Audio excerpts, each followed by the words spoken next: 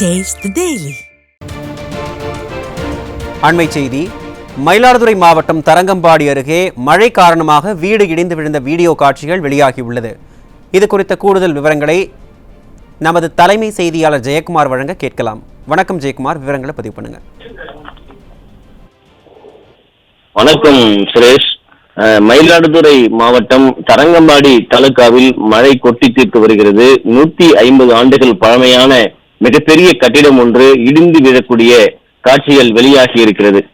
மயிலாடுதுறை மாவட்டம் தரங்கம்பாடி தாலுகா பகுதியில் இருக்கக்கூடிய செம்மனார் கோவில் ஒன்றியத்தை சுற்றுவட்டார பகுதிகளில் 2 நாட்களாக கனமழை கொட்டி தீர்த்து வருகிறது.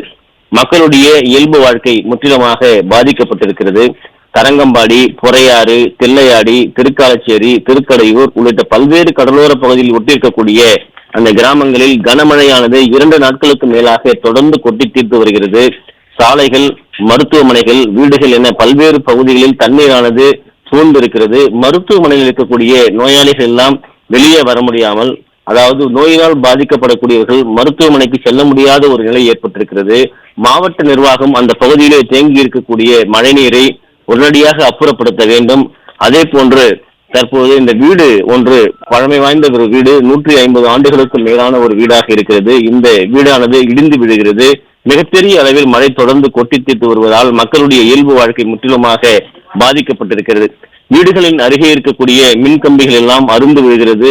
குறிப்பாக பழமையான வீடு என்பதால் அந்த பகுதியில் இருக்கக்கூடியவர்கள் யாரும் அந்த வீட்டிலே வசிக்கவில்லை என்று கூறப்படுகிறது. உயிர் சேதம் ஏதும் இல்லை என்று முதற்கட்ட தகவல் வெளியாகி இருக்கிறது.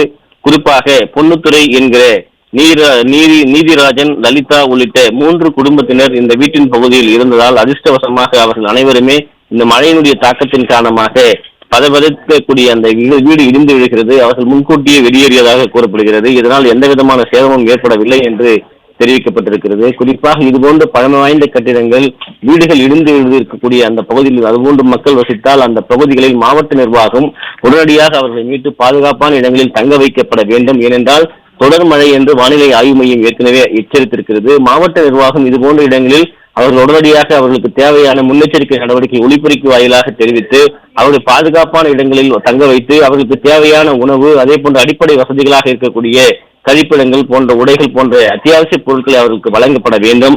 ஏனென்றால் இதுபோன்ற இடிபாடுகள் சிக்கினால் மிகப்பெரிய ஒரு சேதம் ஏற்படும், உயிர் சேதம் ஏற்படும். மக்களுடைய துயரம் என்பது அதிகமாக இருக்கும். எனவே மாவட்ட நிர்வாகம் இதனை உணர்ந்து செயல்பட வேண்டும் என்பதுதான் அந்த பகுதியில் இருக்கக்கூடிய மக்களுடைய எதிர்பார்ப்பாக இருக்கிறது. மயிலாடுதுறை மாவட்டத்தில் ஏற்கனவே பல ஆயிரம் ஏக்கர் பயிரிடப்பட்ட நெல் பயிர்கள் அனைத்துமே நீரில் மூழ்கி இருப்பதாக விவசாயிகள் தரப்பில் வேதனை தெரிவிக்கப்பட்டிருக்கிறது. முற்றிலுமாக மயிலாடுதுறை மாவட்டமே இயல்பு வாழ்க்கையை இழந்து மக்கள் தவித்து வருகிறார்கள். அவர்களுக்கு தேவையான அனைத்து ஏற்பாடுகளையும் மாவட்ட நிர்வாகம், குறிப்பாக திமுக அரசு ஏற்படுத்தி தர வேண்டும் என்பதுதான் அந்த பகுதியில் மழையினால் பாதிக்கப்பட்டிருக்கக்கூடிய அடித்தட்டு மக்களுடைய, விவசாய மக்களுடைய, வீடுகளில் இருந்து தவிக்கக்கூடிய மக்களுடைய வேதனையாக இருப்பது குறிப்பிடத்தக்கது. விவரங்களை வழங்கியமைக்கு நன்றி ஜெயக்குமார்.